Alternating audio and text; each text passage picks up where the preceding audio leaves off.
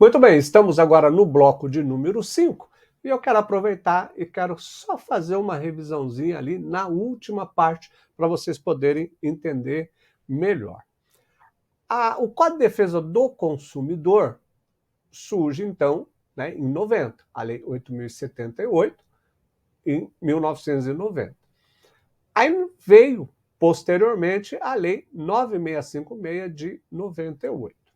Vamos imaginar que o contrato, vamos colocar aqui, vamos imaginar que o seu cliente assinou o contrato de plano de saúde em 1995. Aliás, não, 1985. Vamos colocar um contrato, né, longo aí, ok? Que a família, os filhos continuam ainda nesse contrato. Né? Não dá, porque aí filho já não dá. Vamos imaginar que ele, vou colocar um pouquinho mais perto, vamos colocar 1989. Ele firmou o contrato em 1989. Veio a Lei 8.078, Código de Defesa do Consumidor, né, em 1990. Então, este contrato passa a ser submetido a esta lei, ao Código de Defesa do Consumidor. Depois, quando veio a Lei 9.656 de 98, que trata da Lei de Planos de Saúde, os contratos tiveram que se submeter, ou seja, os contratos tiveram que ser adaptados à Lei 9.656 de 98. Aí a grande pergunta é, e esses contratos que não foram adaptados à Lei 9.656 de 98? Como é que o juiz faz para dirimir qualquer dúvida contratual? Ele aplica o Código de Defesa do Consumidor. Por quê? Porque nós vimos, né, que uma das características é o trato sucessivo e o quê? O prazo indeterminado. Trato sucessivo e prazo indeterminado. Na verdade, o que permite a aplicabilidade do CDC é essa característica, trato sucessivo e prazo indeterminado. Pô, professor, mas o contrato foi assinado em 1989, não tem problema. Quando surge o Código de Defesa do Consumidor, né? Qual que é a prática comum? Os beneficiários, quando surgiu a Lei 9.656 de 98, eles então adaptaram. Mas teve gente que não adaptou. E vai perder o direito à proteção do Código de Defesa do Consumidor? Não, exatamente por causa dessa característica, tá certo? Muito bem. Então, voltando aqui, essa teoria da rebus sic stantibus, né, consiste basicamente em presumir, que é uma presunção, é implícito, nos contratos comutativos. Qual que é? É uma das características do contrato de plano de saúde, contrato comutativo é. O que é mesmo o contrato comutativo? É que há uma obrigação mútua. Existem obrigações que devem ser praticadas pelo beneficiário e pela operadora do plano de saúde. Então, comutativamente. Então, ambos têm obrigações. De trato sucessivo? Sim, de trato sucessivo. A gente acabou de ver isso, trato sucessivo. Né? O que é essa execução diferida? É o cumprimento posterior. Às vezes, o contrato vai exigir o pagamento daqui a 90 dias. Então, essa execução diferida é um cumprimento. Aliás, eu quero colocar aqui o seguinte, eu vou voltar para vocês anotarem, porque essa informação que eu vou passar para vocês é importante, tá? No direito material, e aí eu incluo o Código de Defesa do Consumidor, vamos anotar aqui, no direito material, não, pode escrever com letra minúscula, né?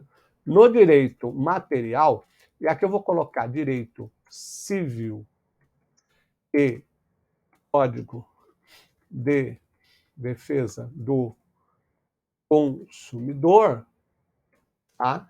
No direito material, direito civil e Código de Defesa do Consumidor, a palavra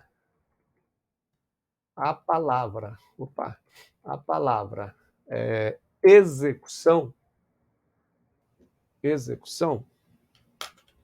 a palavra execução,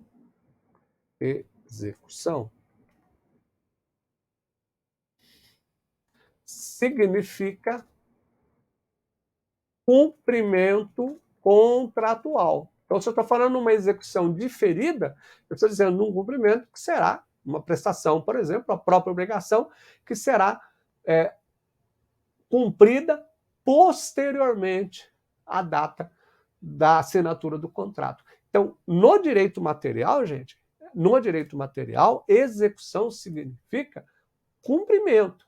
Por que eu estou dizendo isso? Porque no direito processual civil, execução não é cumprimento. Tanto é, executou o contrato, o que ele fez? Ele propôs, por exemplo, uma ação de execução, né, para cumprimento do contrato. Perceba que cada área do direito tem a sua expressão específica. Aqui não, aqui onde nós estamos colocando... Opa! Então, execução diferida. Então, essa palavra execução aqui significa o quê? Significa cumprimento do contrato. Então, essa existência da rebus sic stantibus, a existência dessa cláusula, é uma existência implícita, não expressa. Então, se você pegar um contrato de plano de saúde e for ler, onde é que está a cláusula rebus sic stantibus? Você não vai achar. Mas é uma cláusula que permite o quê? Essa cláusula me permite discutir cláusulas leoninas, cláusulas abusivas. Essa cláusula, rebus sic stantibus, me permite modificar cláusulas contratuais, né? Por quê? Porque a regra geral é de que o Estado não interfere nessa relação contratual. No entanto, na relação contratual estabelecida entre consumidor e fornecedor por ser contrato de adesão, o dirigismo judicial permite o Estado equilibrar ou reequilibrar essa relação contratual. Porque no direito do consumidor, o que nós objetivamos não é a rescisão do contrato de plano de saúde. Eu quero a manutenção desse contrato de plano de saúde, mas eu preciso que haja o quê? Que haja um equilíbrio, tá certo? Muito bem. Então, e aí é interessante, gente, que essa teoria da imprevisão é diferente no Código Civil. Eu falei que na teoria, volto já no template, mas na teoria da imprevisão do Código Civil, nós temos o quê? A exigência de um fato extraordinário, de um fato superveniente. Olha o que acontece na teoria da imprevisão no Código Civil. A teoria da imprevisão no Código de Defesa do Consumidor, olha o que acontece no Código de Defesa do Consumidor, né? Permite que o consumidor pleiteie a revisão do contrato se houver surgimento de uma circunstância superveniente que desequilibre a base objetiva do contrato, impondo-lhe prestação excessivamente onerosa. Então veja, esse fato não precisa ser um fato extraordinário, né? Não precisa ser um fato superveniente. Então, olha só, o Código de Defesa do Consumidor não exige que haja prestação excessivamente onerosa. Basta que a prestação seja onerosa para requerer a revisão contratual. Espera um pouquinho, professor, não entendi. Gente, uma coisa é uma prestação onerosa, outra coisa é uma prestação excessivamente onerosa, né? Vamos dar um exemplo. O seu cliente ganha R$3.000 por mês. Ele ganha R$3.000 por mês. Ele pagava R$800 de plano de saúde. Houve um fato imprevisto, um fato superveniente, característica é a mesma do direito civil, não vale perder o emprego, vamos colocar de novo a pandemia. A mensalidade, ele ganha R$3.000, a mensalidade foi para R$1.800. Para ele, houve um aumento excessivo, houve uma onerosidade excessiva. Vamos imaginar que o seu cliente, um outro cliente, ganhe R$30 mil por mês. É um executivo, ele paga lá R$3 mil de plano de saúde. Muito bem. Aí veio a pandemia faz com que haja uma redução ou que não haja redução salarial. Não precisa ter uma redução, porque é um fato, né, superveniente. Então, ele houve uma redução e de R$3 mil que ele pagava foi para R$3.500 ou para R$3.800. Comparando com o salário, houve um aumento excessivo para ele? Não houve. Se esse contrato estivesse sendo redigido, estivesse sendo analisado sob a ótica do Código Civil, ele não poderia propor a ação judicial. Como? Por quê? Porque teria que ser excessivamente onerosa. Nesse caso, então, ainda que não seja excessivamente onerosa, olha, basta que a prestação, a mensalidade, seja onerosa. Ela não precisa ser excessivamente onerosa. Ela onerou.